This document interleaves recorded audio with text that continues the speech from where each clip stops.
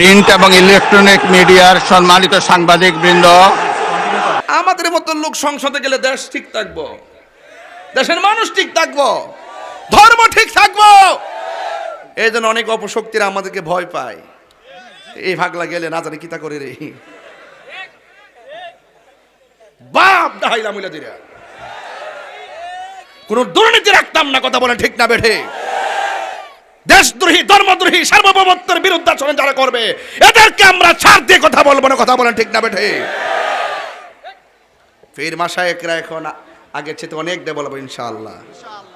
বুঝেন না রাজনীতির ভাষায় যখন কথা বলছি? বুঝেন নাই যে আমরা যেই মাঠে যাই সেই মাঠের সুর বুঝি? কোন ভাষা? কেউ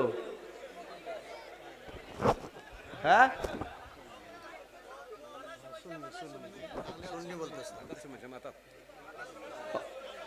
আচ্ছা ঠিক আছে, আচ্ছা হয়েছে তো।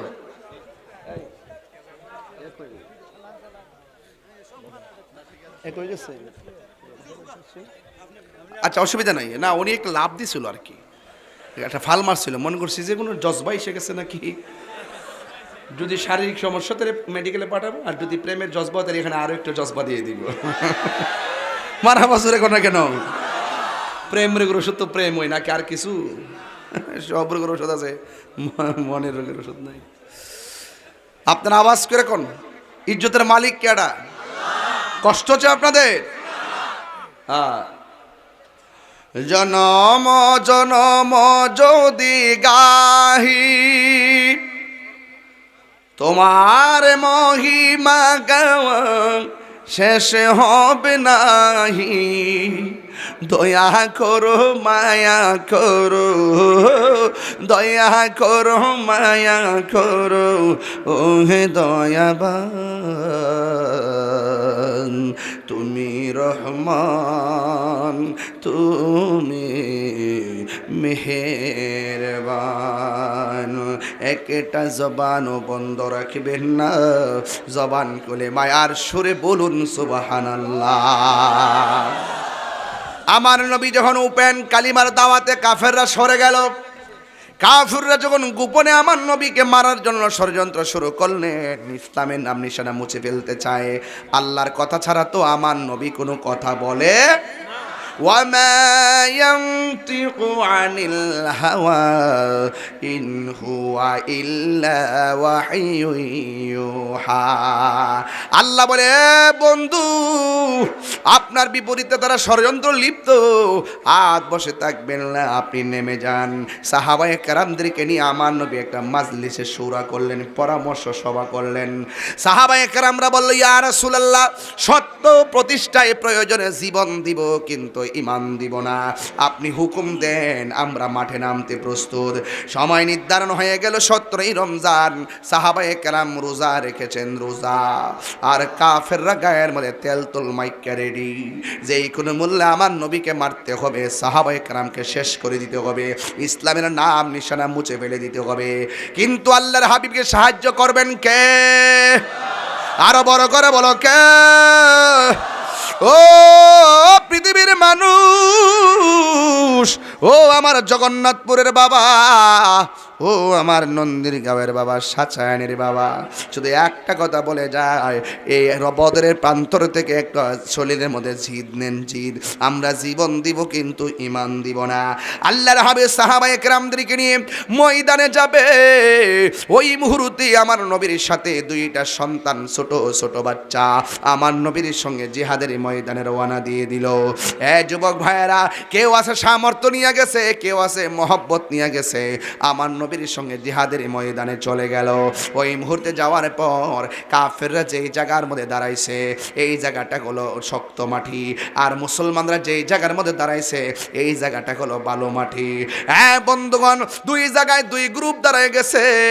আমার নবীর হাতের মধ্যে জিহাদের তলোয়ার। এটা সাধারণ কথা নয়, শুধুমাত্র বিরিয়ানি খাওয়ার নাম সুন্নি নয়, শুধুমাত্র মধুপান করে সুন্নত আদায় করলে নাম হবে না, শুধুমাত্র মিসওয়াক করে সুন্নত আদায় করলে হবে না, মাঝে মাঝে শরীর থেকে রক্ত জড়াইতে হবে, এটাও সুন্নত। কথা বলেন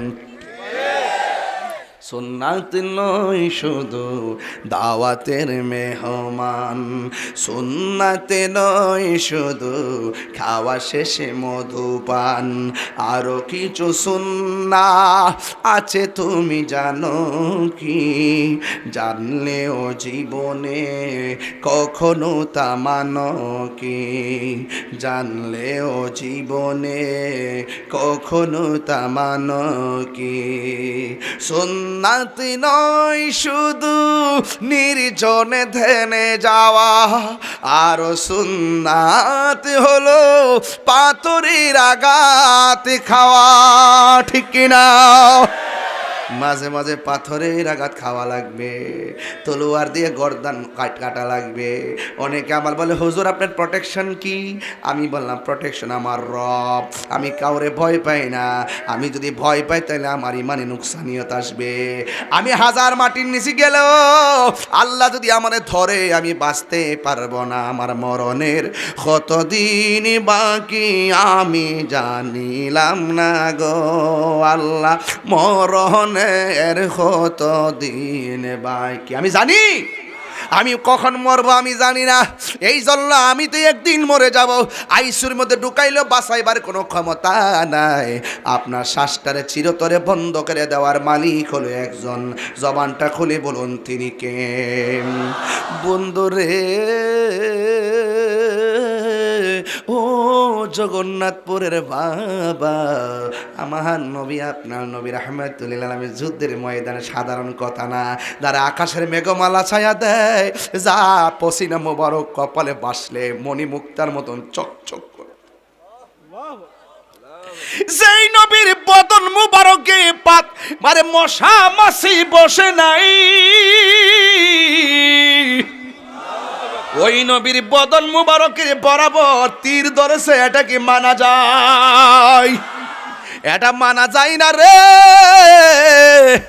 সাহাবায়ে কেরাম আমার নবীর সঙ্গে ওই সময়টা বড় সহজ ছিল না রে বাবা। কাফেরদের তলোয়ারের সংখ্যা বেশি, কাফেরদের সৈন্য সংখ্যা বেশি, মুসলমানদের অস্ত্রের সংখ্যা কম, ঘোড়ার সংখ্যা কম, উটের সংখ্যা কম। এরপরেও আমার নবীর নেতৃত্বে সাহাবায়ে কেরাম নেমে গেলেন। নেমে যাওয়ার পরে যুদ্ধ শুরু হয়ে গেল। সাহাবায়ে কেরামের সংকট দেখা দিল। আমার নবী ডাক দিয়ে কই, সাহাবীরা রে, তোমাদের কোনো অসুবিধা আসেনি? নবীর মতন মুস্তাজিব দাওয়া পৃথিবীর আদম নবী হতে পারে নাই, ইউসুফ নবী হতে পারে নাই, জাকারিয়া নবী হতে পারে নাই, মুসা কালিমুল্লাহ হতে পারে নাই, দাউদ নবী হতে পারে নাই।